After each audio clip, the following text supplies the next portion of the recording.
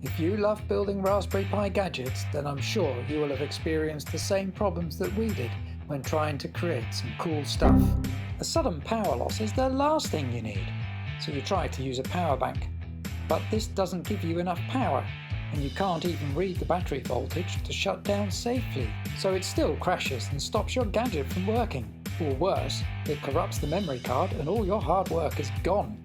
Well, you could try and build a battery power supply, but you might need a fire extinguisher on standby.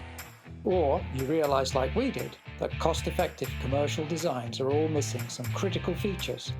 That's why we designed our own